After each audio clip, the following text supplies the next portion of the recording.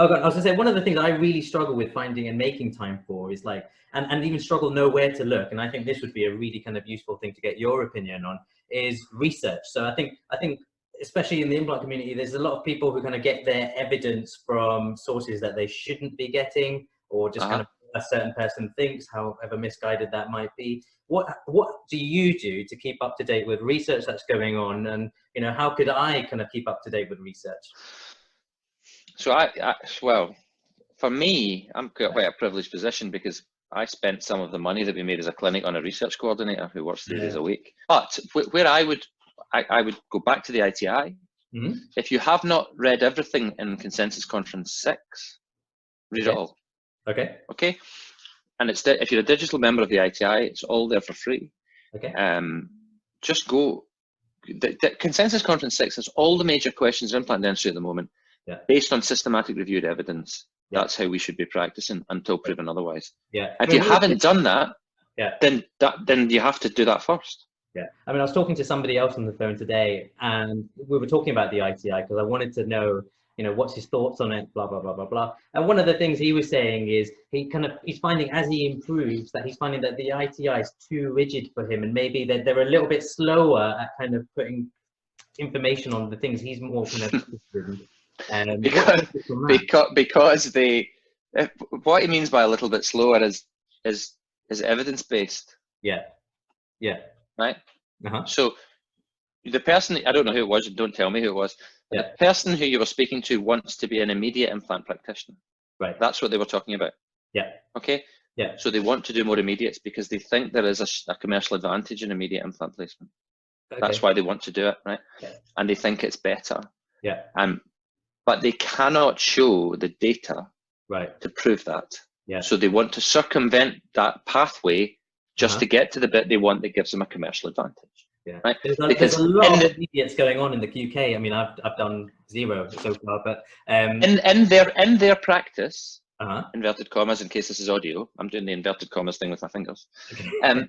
In their practice, immediates work all the time. But of course, the amount of cognitive dissonance associated with statements like that is just insane, right?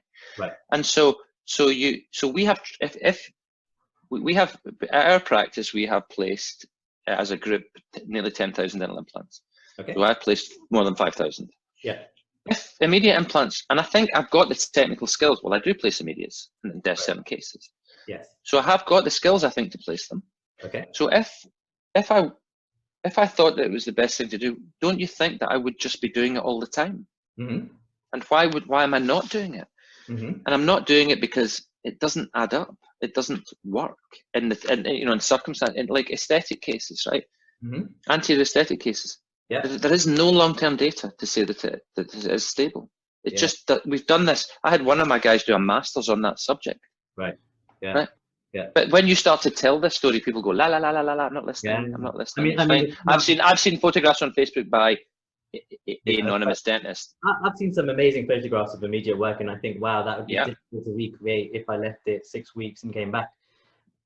I mean, if I'm being honest, I mean, I've seen it, and the argument I've heard, the rebuttal to that statement I've heard from people is, that's right, all that research you're looking at was done with wider implants, you know, and what we now know is actually when you're placing narrower diameter implants into those sites, you don't have those same problems. And I saw a fantastic lecture by you, you know, on you showing your failures with immediate implants, which I thought was amazing. So that responds to, now we've got a different design of implant that makes it better.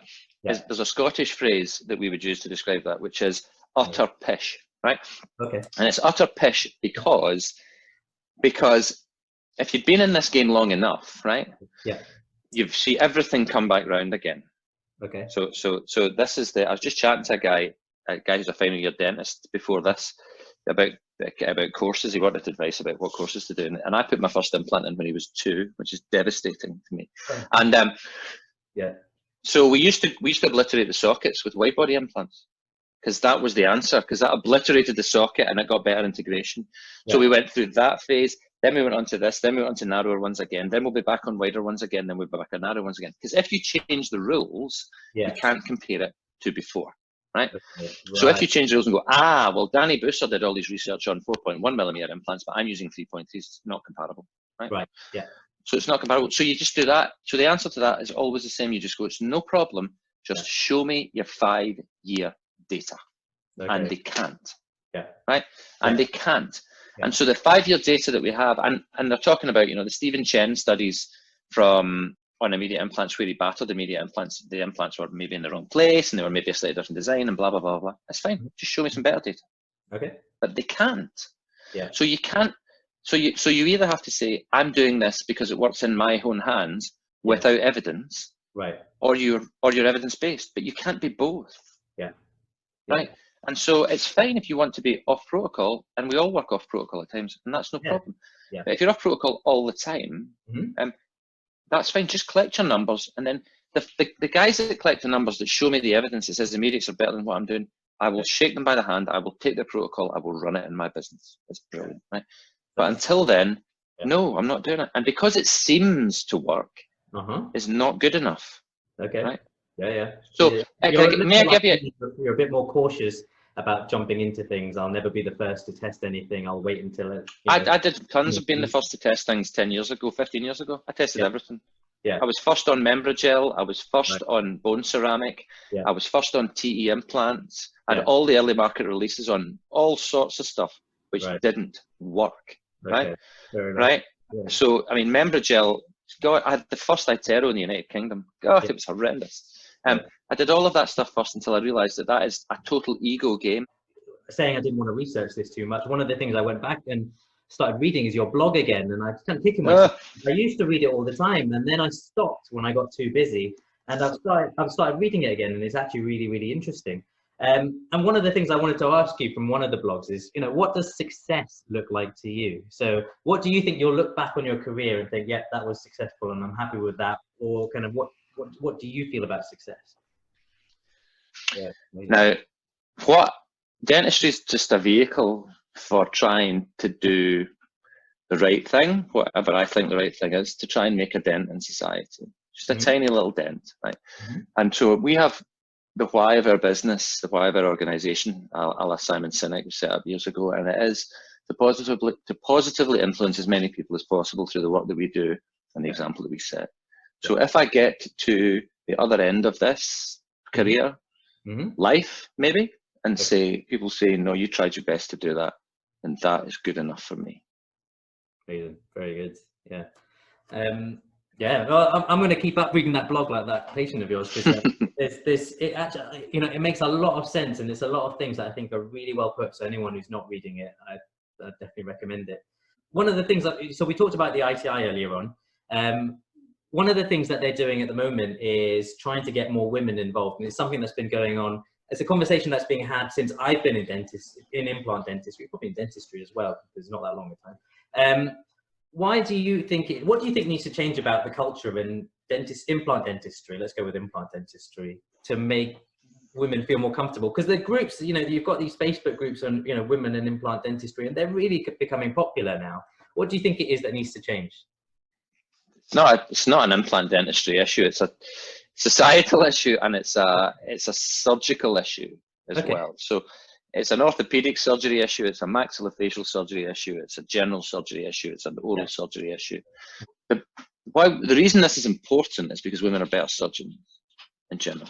They make better surgeons, and much, much better implant surgeons, because they're because of the genetic makeup, which is inherently different, and some people don't like to say that, but it is.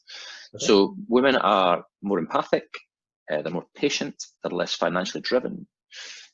So they're generally more ethical and caring generally than men. And so to have a balance in it, men have certain positive attributes as well, right? But male surgeons and male implant surgeons implant surgery, because of its financial returns and because of its profile, attracts a certain type of individual. And that, that filters down, and then you end up getting a distilled stereotype.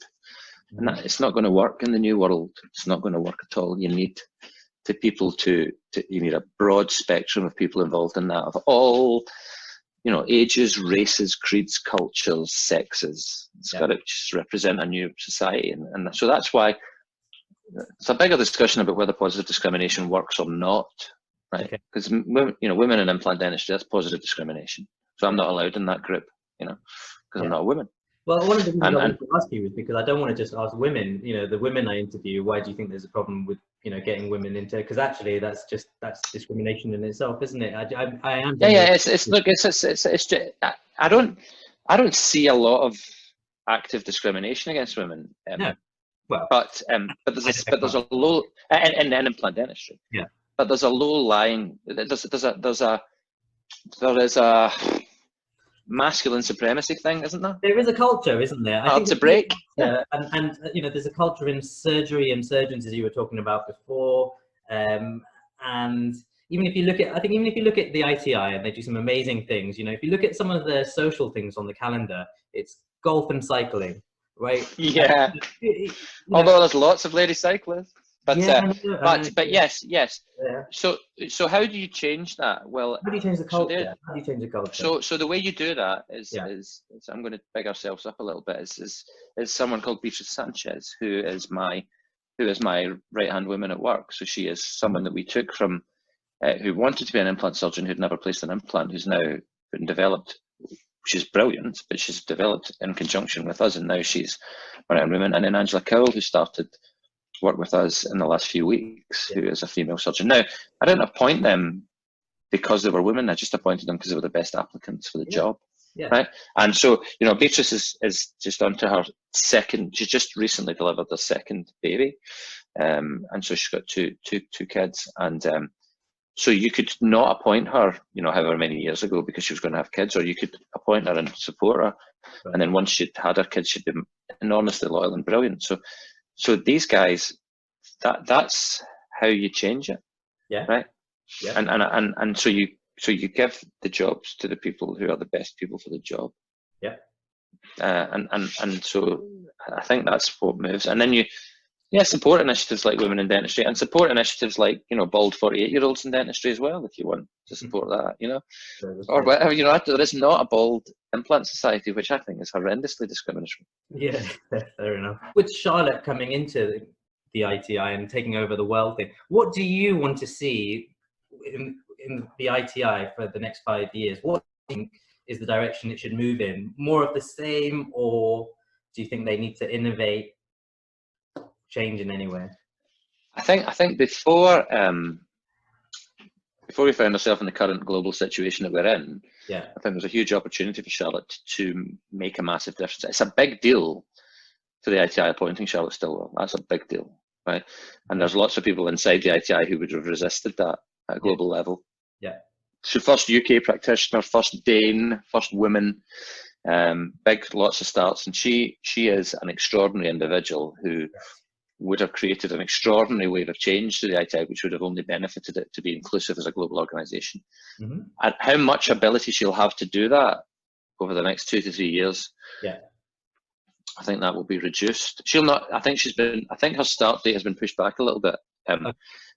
You'll need to confirm that with her when you speak to her, but I think, and rightly, I think that gives her a better chance. But I think what it'll have to get is back on a more steady financial footing, because I think it'll be impacted on that. But I hope that she gets the opportunity to put into position people in the organisation who are progressive and who can move implant dentistry along from guys who started off in such great position, but it needs to be moved on into a more modern time. And I think probably to a degree carry on the work that's been done with Stephen Chen. Yeah, Stephen Chen is a brilliant man. And he is an inclusive guy, and he would have been in large part responsible, I think, for recommending Charlotte for her position. So I think his great work will be carried on and enhanced by Charlotte, and I hope she gets a chance to do that. Okay. So. Yeah, no, very interesting. Well, thank you very much, man. That's amazing.